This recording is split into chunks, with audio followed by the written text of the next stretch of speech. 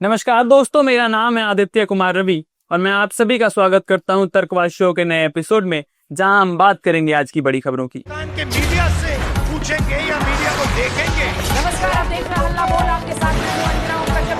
मुझे ड्रग्स दो, मुझे ड्रग्स दो, वो कहती है मुझे ड्रग्स दो। नमस्कार, मैं रवीश कुमार। मेरी बेटी कॉलेज में एक प्रोफेसर से परेशान थी। उसने सेक्सुअल हरासमेंट और टॉर्चर की कई बार शिकायत की, लेकिन कॉलेज प्रबंधन ने कुछ नहीं किया।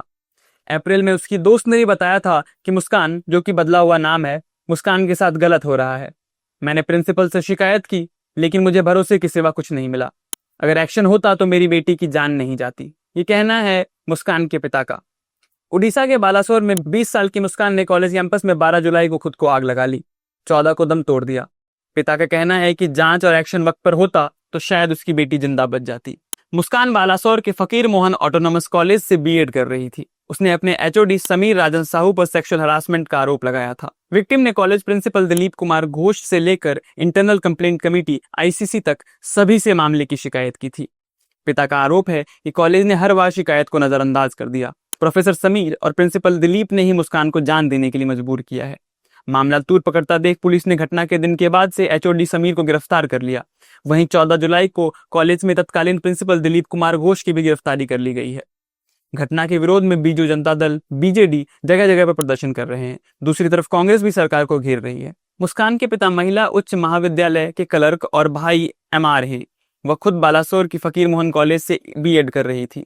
पढ़ाई के साथ साथ वह कई कॉलेजों में कराटे भी सिखाती थी। मुस्कान अखिल भारतीय विद्यार्थी परिषद से भी जुड़ी हुई थी। पिता बताते हैं कि वो हमेशा से कुछ बड़ा करना चाहती थी, सरकारी नौकरी की भी तैयारी कर रही थी। उसने मुझसे वादा लिया था कि मैं उसे कभी शादी के लिए मजबूर नहीं करूंगा। वो डांस, ड्रामा, कराटे सब करती थी। कई जगहों पर उसे बेस्ट एक्टर का अवार्ड भी मिला था। शिकायत को लेकर मुस्कान के पिता कहते हैं, मुस्कान ने लगभग 6 महीने पहले हमें प्रोफेसर की हरकत के बारे में बताया था। उसने बताया कि उसे परेशान किया जा रहा है। इसके बाद मैंने अपने बेटे के साथ कॉलेज जाकर मामले में शिकायत भी की थी। प्रिंसिपल को सारी बात बताई। मुझे अप्रैल से ही उसके दोस्त ने बताया था कि मुस्कान के साथ कुछ गलत हो रहा है। प्रोफेसर उसे जानबूझकर क्लास से बाहर निकाल देता है। अगर वो क्लास के लिए 1 मिनट भी लेट हो जाए तो उसे सबके सामने बेइज्जत करता है। विक्टिम के पिता आगे बताते हैं, मैंने प्रिंसिपल को इसकी जानकारी दी, लेकिन इसे मामूली सी बात कहकर टाल दिया गया। मास्टर की हरकतें नहीं रुकी। मैं फिर से प्रिंसिपल से मिलने गया। तब उन्होंने मुझे सख्त कार्रवाई करने का भरोसा दिलाया। तब मैं घर लौटा। मुस्कान ने प्रिंसिपल का रवैया देखकर कॉलेज की इंटरनल कंप्लेंट कमेटी आईसीसी से भी शिकायत की। कमेटी ने मुझे, मेरी बेटी और प्रोफेसर को बयान के लिए बुलाया था।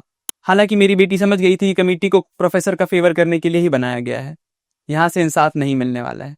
विक्टिम के पिता इन सब के लिए कॉलेज के प्रिंसिपल और प्रोफेसर समीर को कसूरवार मानते हैं। वो कहते हैं, इन लोगों ने मिलकर मेरी बेटी का मर्डर किया है। इन्हें सख्त से सख्त सजा मिलनी चाहिए। मेरी बेटी ने जान दे दी, लेकिन कॉलेज में अब भी कई स्टूडेंट्स ये सब झेल रही होंगी। सरकार को इनके बारे में सोचना चाहिए। वो कहते हैं, ये सब होने से 1 दिन पहले ही मेरी मुस्कान से फोन पर बात हुई थी। मैं उसे अगले दिन अपने साथ ले जाने वाला था। वहीं मुस्कान की दादी कहते हैं, हमने अपनी बेटी को बाहर कॉलेज पढ़ने के लिए भेजा, उसे इतनी पढ़ाई लिखाई कराई, लेकिन सब बेकार हो गया। वो अक्सर घर आया करती थी। अभी आखिरी बार बहुड़ा यात्रा के दिन आई थी, जिस दिन भगवान जगन्नाथ की वापसी होती है। इस बार भी खुशी खुशी घर से पढ़ने के लिए गई थी, लेकिन इस बार वो नहीं आई, उसकी लाश आई है। मेरी बेटी की शिकायत को कॉलेज ने सुना ही नहीं, इसलिए ऐसी घटना हुई। विक्टिम की दोस्त भी बोली, दोनों कॉलेज के पहले दिन से एक दूसरे को जानते थे। दोनों ने एक साथ सेल्फ डिफेंस की ट्रेनिंग की थी। विक्टिम की दोस्त कशिश बताती है, मुस्कान ने बताया था कि क्लास में उसे परेशान किया जा रहा है। मैंने ही ज्यादा सीरियसली नहीं लिया। मुझे लगा था कि थोड़ी बहुत दिक्कत आ रही है, बाद में सब ठीक हो जाएगा। मामला जब थोड़ा सीरियस लगा तो घटना से 15 दिन पहले मुस्कान के साथ हम करीब 10 स्टूडेंट प्रिंसिपल से शिकायत करने गए थे। उन्होंने कहा था कि इस मामले में कार्रवाई के लिए उन्हें कुछ और वक्त चाहिए। हैरान करने वाली बात यह है कि मुख्य आरोपी समीर राजन साहू के समर्थन में कॉलेज के 100 से ज्यादा लोग जुट गए थे। वो मुस्कान के कैरेक्टर पर सवाल उठाने लगे थे। हालांकि ये सब वही लोग कर रहे थे जिसे उसके न्याय पाने से दिक्कत थी। कशिश कहती है, घटना से 45 मिनट पहले ही मेरी उससे बात हुई थी। वो बिल्कुल नॉर्मल बात कर रही थी। उसने मुझसे कहा था कि तुम लंच करके आओ, हम फिर साथ में चलेंगे प्रिंसिपल को ये केस दोबारा बताने के लिए। मैं लंच करने गई, तभी मेरे जाते ही उसने इस तरह का कदम उठा लिया। हमें पता चला है कि हमारे जाने के बाद प्रिंसिपल ने उसे बुलाकर कहा था कि मामला उसके खिलाफ जा रहा है। अगर वो साहू के खिलाफ सबूत लाकर दे सके तभी कुछ एक्शन हो सकता है। मुस्कान इस बात से भी परेशान थी कि जूनियर स्टूडेंट्स उसके कैरेक्टर को लेकर तरह तरह की बातें कर रहे हैं, अफवाह फैला रहे थे। सोशल मीडिया पर उसके खिलाफ ट्वीट किए जा रहे थे। इस मामले पर प्रिंसिपल भी बोले। वो बोले कि वो मुझसे मिलने आई थी, फिर उसने खुद को आग लगा ली। घटना पर कॉलेज के तत्कालीन प्रिंसिपल और आरोपी दिलीप कुमार घोष ने अरेस्ट होने से पहले कहा था, 30 जून को मेरे पास एचओडी समीर साहू के खिलाफ शिकायत आई थी। कुछ स्टूडेंट्स ने बताया था कि समीर उसका मानसिक उत्पीड़न कर रहा है। एक लड़की ने यहाँ तक कहा कि गार्डन के पास शिक्षक ने फिजिकल रिलेशन बनाने की मांग की थी। उसी दिन स्टूडेंट्स ने घेराव किया था और पुलिस को बुलाया गया था। प्रिंसिपल ने कहा कि स्टूडेंट की मांग पर हमने इंटरनल कंप्लेंट कमेटी बनाई थी। इसमें सीनियर महिला टीचर, प्रतिनिधि, कुछ बाहरी मेंबर थे। कमेटी ने 7 दिन में रिपोर्ट दी थी। हालांकि कुछ स्टूडेंट तत्काल कार्रवाई की मांग कर रहे थे। 12 जुलाई को स्टूडेंट मुझसे मिलने आए। मैंने 20 मिनट तक उसे समझाया, लेकिन वो कहने लगी कि अब मैं इंतजार नहीं कर सकती और यहाँ से चली गई। करीब 15-20 मिनट बाद पता चला कि उसने खुद को आग लगा ली है।